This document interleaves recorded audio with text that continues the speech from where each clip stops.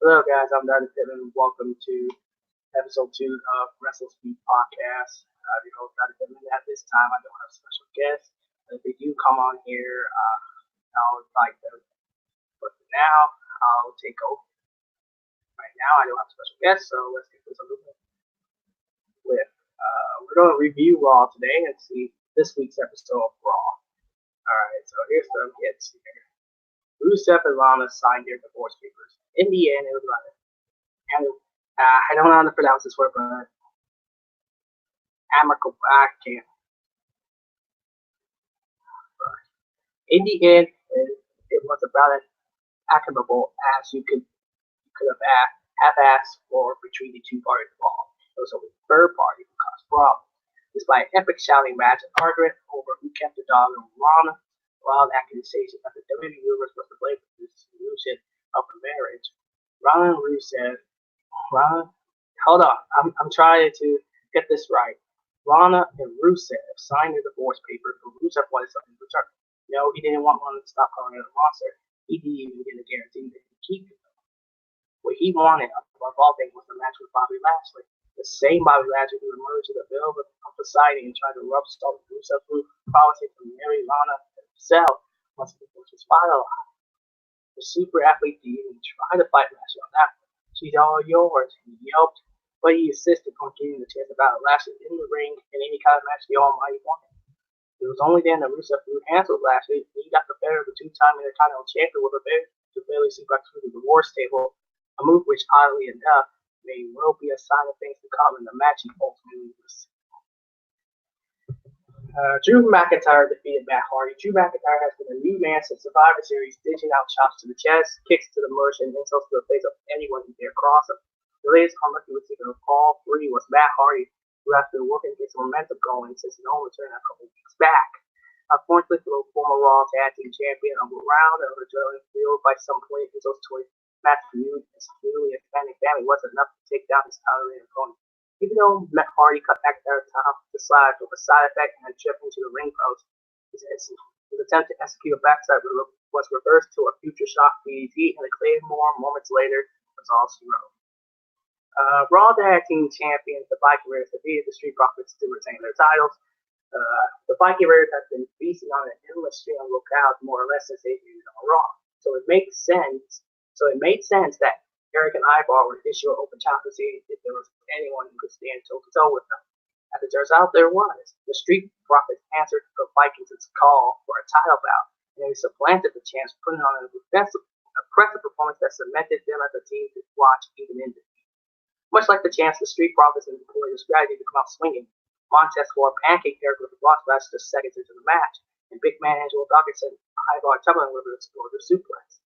The Viking Raiders rallied to hit the Vikings Raiders on forward for the win, but everybody on team was noted. Eric and Ivar shook the hands of the Street Profits after the match, really signaling that they welcome another fight down the line. It's not a title victory, but safe to say the Profits achieved a win of sorts all the same. Sami Zayn and Mojo Rawley confronted Kevin Owens. Kevin Owens came to Raw looking for AOP, and he ran a four of a truly unlucky duo, Sami Zayn and Mojo Rawley.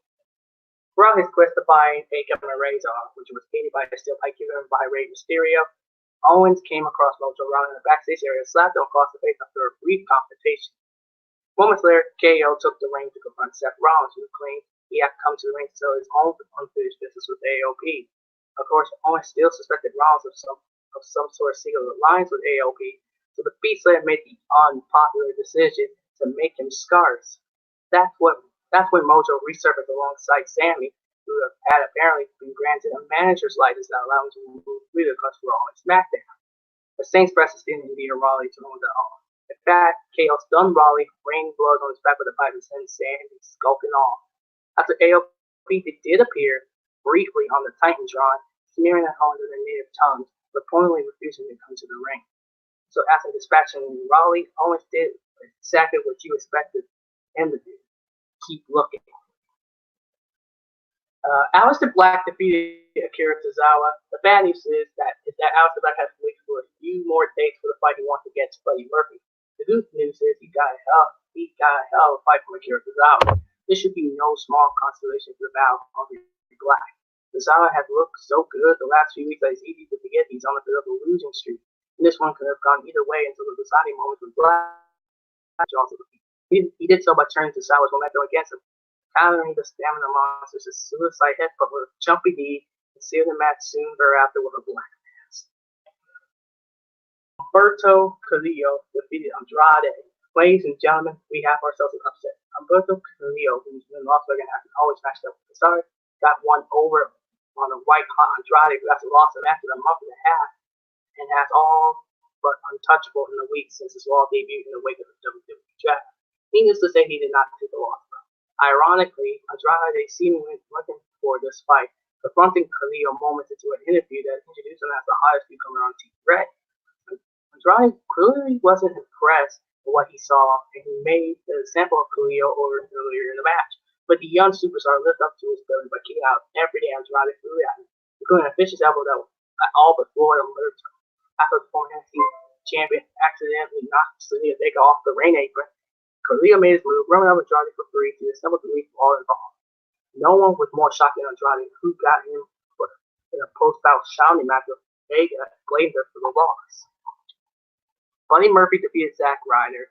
With an upcoming fight against Aleister Black, it put up or shut up time for Buddy Murphy. With that in mind, his match with Zack Ryder was as much of a potential dry run for Murphy as was a signal to the Dutch Destroyer that Murphy is no laughing matter. It was a resounding success either way you look at it. Murphy came out swinging against the Ultimate Broski, despite being a Broski boot that almost lead the Australians by Chris Suckets. Distracted Zack with a cheap shot to Kurt Hawkins at ringside and put the match away with a jumping knee in Murphy's law. Looks like Buddy Murphy isn't a fighting move. Good. The he and Hauser will both get what they want. AOP and Seth Rollins attacked Kevin Owens. It took a long time, but Kevin Owens found exactly what he was looking for. AOP and Seth Rollins with them. Yes, the Beast Slayers seem to be well and truly in cahoots with former Raw Tag Team Champions, joining them in a parking lot ambush of the former Universal Champion. Akam and Razor flung the door of their van into KO's head as Rollins stuck his newfound nemesis in the cement before the Beast Slayer took the Raw stakes to turn his ire to the WWE Universe, whom he said drove him to make the decision. Clearly, at the end of his rope, Rollins demanded to know what he'd done wrong and what about his efforts over the past year wasn't enough for the audience. He also revealed that he hadn't been allied with AOP at the start of all this, for the crowd preventing negativity in the face of his sacrifices, battling for injuries, defending WWE in the media, making the Universal title of the Raw have turned fiction into fact, and led to a true alliance between the three. With Owens strapped to a stretcher, there's little doubt as to what might come next for Rollins' enemies in this next chapter. Update: Kevin Owens is going to undergo a battery of tests today regarding the injury he suffered last night from AOP and also for Seth Rollins. That's the update. Raw Women's Champion Becky Lynch defeated WWE Women's Tag Team Champions the Kabuki Warriors via disqualification. Becky Lynch and Charlotte Flair both disliked the Kabuki Warriors and liked the show given the event for the past months, but as Raw made clear, they're only going to get so even or collect so many deaths, as the man might put it, fighting 1-on-2. Yes, even after refusing Charlotte's offer to join forces against the WWE Women's Tag Team Champions, the man seems to have Asuka and Kairi Sane figured out, maneuvering the Fire Princess into the armor for a near submission win. But the Nelson man has kept Lynch from sealing the victory, at least till Asuka decided she had enough and threw Becky with a steel chair, ending the Raw Women's Champion disqualification win. Sane followed with a demoralizing insane elbow that drove Becky through a table. The champs weren't done for the night either, attacking the Queen with a steel chair in the locker room area, throwing Brent Flair's tense backstage confrontation with the man in the trainer's room. And clearly feeling themselves after a dominant night, the champions were willing to take the wheel. Will they or won't they out of Becky's and Charlotte's hands altogether, challenging the man and the Queen to a title match this Sunday at TLC. For the first time, Lynch and Charlotte agreed, proved that they upped the ante, but not just challenging at TLC, but in a TLC match. Alright, Eric Rowan defeated a local competitor via match stoppage. The local competitor who faced Eric Rowan instantly won the title for the bravest, most foolish man in Greenville. He stole Rowan's beloved pen and played the top of the ramp in the hopes of baiting the big man to a count-out loss. It did not work. That meant the opposite of that, who broke Rowan to a region onslaught that included 3 iron claws and forced the ref to stop the match. Not that it prevented Rowan from continuing to attack after the bell, repeatedly accusing the local grappler of trying to hurt someone he loved. Points for strategy and originality to this man and nothing else. But the mystery remains unsolved. The only thing we know at this point is what Boone will do if we try to solve it. And Rey Mysterio has defeated AJ Styles to retain the United States Championship. As far as AJ Styles is concerned, the United States Championship is OC business. A few other people would disagree, most notably Rey Mysterio, who defeated the Phenomenal to retain the title in Raw's main event. None of the center is Randy Orton. His mere presence asserts that the ultimate underdog will earn the victory even though the fighter never laid a hand on Styles' rival. He picked the perfect moment to appear, rearing his head the second after the Phenomenal executed the Styles Clash that presumably would have netted the win. Orton left the ring without incident, however, and since AJ was right for the picking, as Mysterio jumped in with a roll-up pin.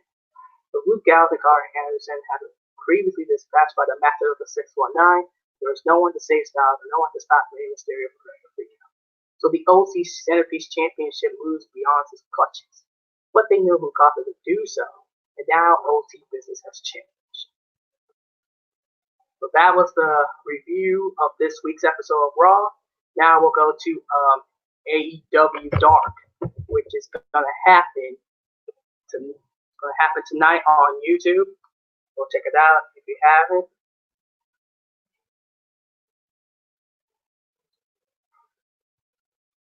And here we go. Hold on, let me type this in. AEW Dark preview. Okay, good.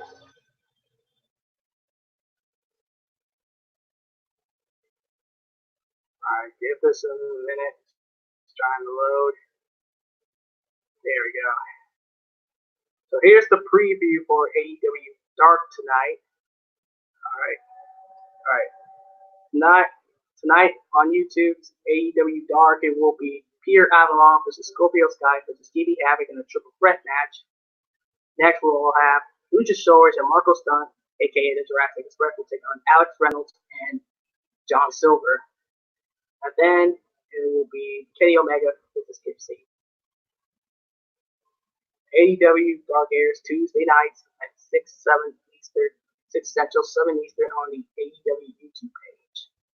So go check out AEW Dark tonight.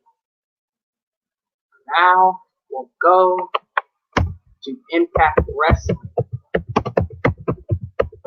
and what's going to happen tonight.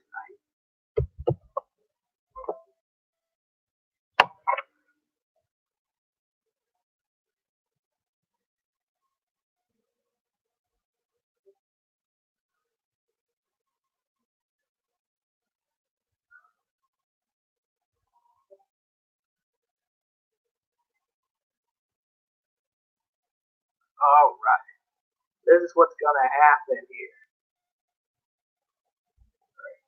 First, it will be Rich Swann and Willie Mack versus the Christ Brothers versus Dez and Wentz versus Reno Scum in a tag team open to determine who will challenge the North for the Impact Tag Team titles at the Hard to Kill pay-per-view. And it's going to be Rhino versus Rob Van Dam with Tommy Dreamer as special guest referee. It's going to be Tessa Blanchard versus Matt Bolton. And last but not least, it will be Sami Callihan versus Ken Shamrock in a non-title match. Right. Alright, and that's what's going to happen on Impact Wrestling tonight. And I believe that is it for now.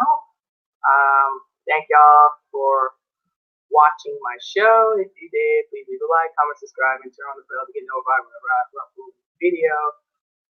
Follow me on Facebook, follow me on Twitter, and Instagram. And yeah, well, see y'all next time.